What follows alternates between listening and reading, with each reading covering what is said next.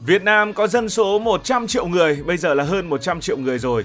Điều đó đồng nghĩa với việc một thị trường lao động lớn, một thị trường tiêu thụ cũng lớn và rất nhiều những lợi thế khác.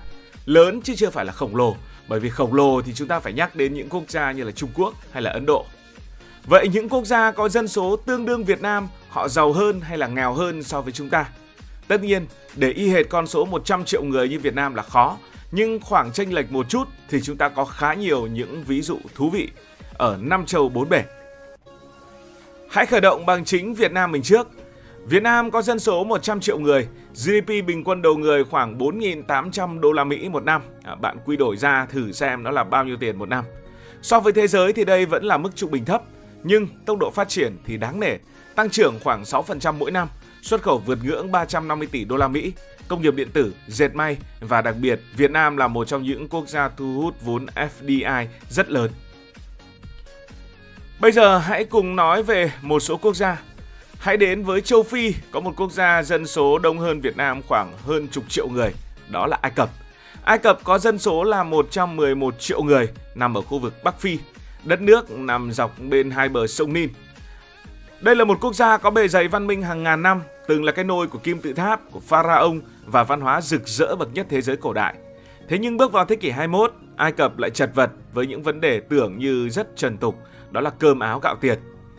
Hiện tại GDP bình quân đầu người của Ai Cập, tức là quê hương của Mohamed Salah, chỉ khoảng 3.200 đô la Mỹ, thấp hơn Việt Nam tương đối. Đặt cạnh dân số khổng lồ thì cái áp lực nuôi sống hơn 100 triệu người này, cụ thể là 111 triệu người này, trở thành một gánh nặng khủng khiếp với Ai Cập. Cái khó lớn nhất của Ai Cập đó là nợ nần chồng chất và lạm phát cao. Trong những năm gần đây, đồng tiền Ai Cập đã mất giá tới hơn 50% so với đồng đô la Mỹ.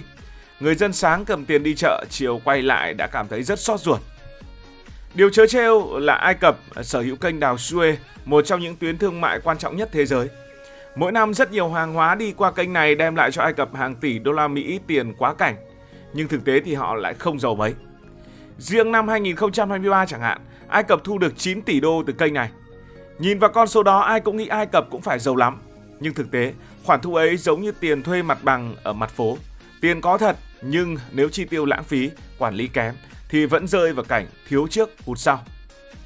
Một nguyên nhân sâu xa khác là bất ổn chính trị tại Ai Cập. Sau cuộc nổi dậy mùa xuân Ả Rập, Ai Cập đã nhiều lần thay đổi chính quyền, đảo chính, bất ổn xã hội. Chính trị thiếu ổn định khiến các nhà đầu tư quốc tế ngần ngại, còn trong nước thì chính sách phát triển bị đứt đoạn. Kinh tế Ai Cập phụ thuộc nặng vào du lịch, chiếm tới khoảng hơn 10% GDP. Mỗi năm hàng triệu du khách đến chiêm ngưỡng kim tự tháp Giza, tượng nhân sư hay thung lũng của các vị vua. Nhưng chỉ cần một biến động nhỏ, lượng khách sẽ giảm mạnh. Nó không quá thì chính những người sống từ cách đây hàng ngàn năm mới đang là những người kiếm tiền cho Ai Cập. Đó là những pharaoh và những lăng mộ của họ. Ở Đông Nam Á có một quốc gia hơn Việt Nam gần 20 triệu dân, đó là Philippines. Philippines có dân số khoảng 118 triệu người.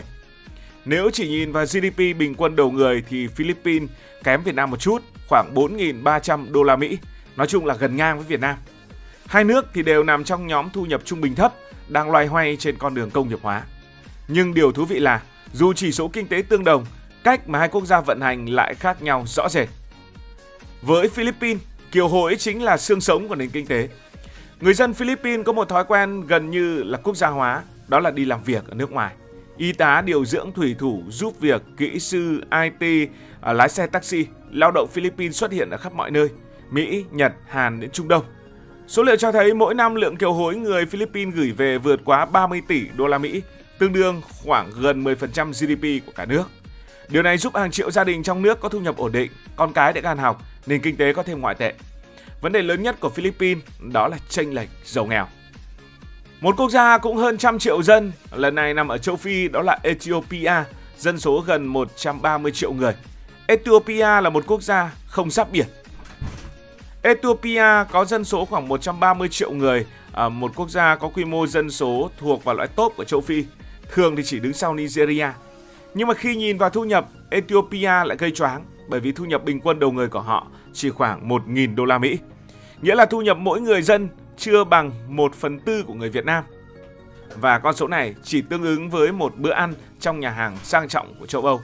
Nhưng người Ethiopia đó là thu nhập cả một năm. Đây là một trong những ví dụ điển hình nhất của việc dân đông mà quản lý kém thì nghèo đói vẫn triền miên. Câu chuyện của Ethiopia đầy kịch tính. Trong suốt nhiều thập kỷ, đất nước này chìm trong xung đột sắc tộc, nội chiến, bất ổn chính trị.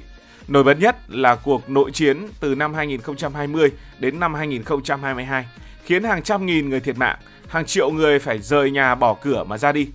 Không chỉ có những vấn đề như vậy, Ethiopia còn đối diện với hạn hán và nạn đói triền miên. Địa hình nước này thì phần lớn là khô cằn, rất là khắc nghiệt. Và bây giờ, biến đổi khí hậu càng làm mọi thứ trở nên tồi tệ hơn. Trong những năm 1980, Ethiopia từng trở thành biểu tượng toàn cầu, không phải của cái gì tốt đẹp mà là của nạn đói.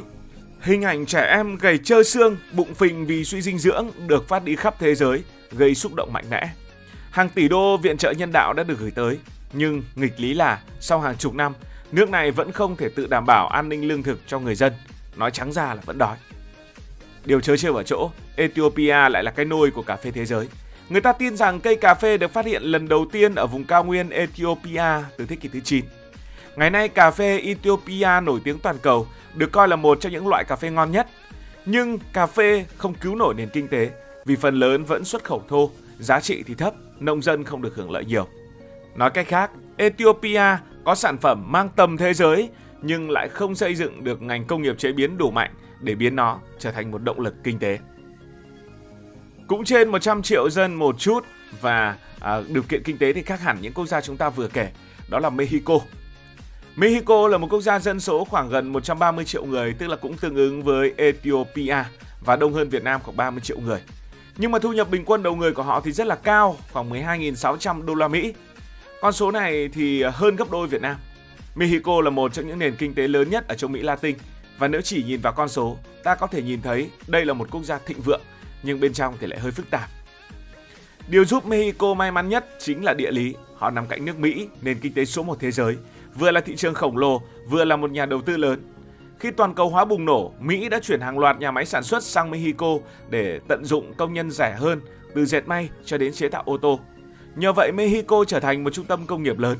Xuất khẩu của Mexico thậm chí đã vượt mốc 600 tỷ đô la Mỹ, trong đó ô tô, linh kiện điện tử, máy móc chiếm phần lớn. Thậm chí nhiều chiếc xe mang thương hiệu Mỹ thực chất được lắp ráp tại chính các nhà máy của Mexico.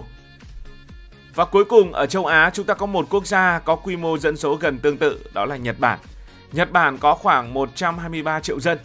Nhưng khác biệt ở chỗ, Nhật lại thuộc nhóm siêu cường kinh tế, với GDP bình quân đầu người lên đến 34.000 đô một người một năm, tức là gấp Việt Nam rất nhiều lần. Đây là minh chứng rõ nhất. Dân số thì không quá khác biệt, nhưng cách phát triển đã quyết định tất cả.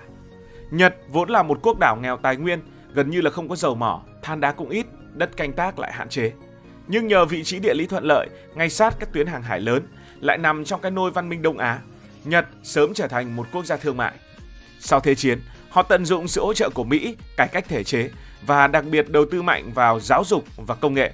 Chỉ trong vài thập kỷ, Nhật từ một đất nước bị tàn phá bởi bom đạn đã vươn lên trở thành nền kinh tế lớn ở trên thế giới. Con người Nhật chính là tài nguyên quý nhất. Họ nổi tiếng cần cù, chịu khó, kỷ luật, sáng tạo.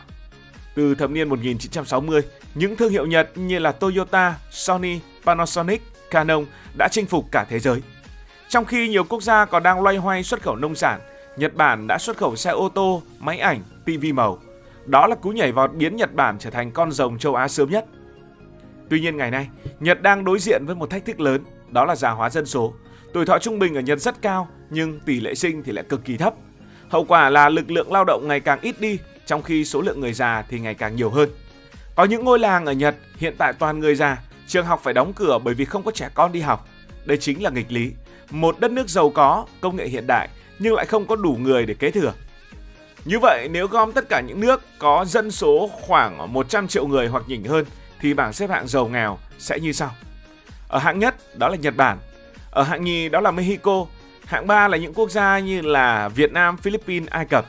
Và ở hạng bét là những quốc gia như là Ethiopia. Việt Nam chúng mình thì đang ở giữa, không giàu nhưng cũng không phải là nghèo đến tận cùng. Điều đáng mừng là chúng ta đang có xu hướng đi lên rõ rệt, trong khi nhiều nước khác thì đang bế tắc. Vậy là cùng 100 triệu dân, cùng trên 100 triệu dân một chút, nhưng sự giàu nghèo giữa các quốc gia thì không hề giống nhau bất kỳ một chút nào. Như vậy, điều gì đã quyết định ở đây? Theo mình có 4 yếu tố. Yếu tố đầu tiên là địa lý. đó là quốc gia đó nằm ở đâu, gần ai, tức là gần quốc gia nào. Yếu tố thứ hai là thể chế chính trị, quốc gia đó được quản lý ra sao. Yếu tố thứ ba là con người được giáo dục, kỷ luật đến đâu. Và yếu tố thứ tư đó là thời cơ lịch sử. Cảm ơn vì đã quan tâm theo dõi câu chuyện này. Nếu cảm thấy thú vị, bạn có thể nhấn nút đăng ký kênh, bật chuông thông báo và chia sẻ. Còn bây giờ thì xin được nói lời chào tạm biệt. Cảm ơn các bạn đã dành sự đồng hành cùng Hải Thanh Story. Đi qua những vùng đất, khám phá những điều mới.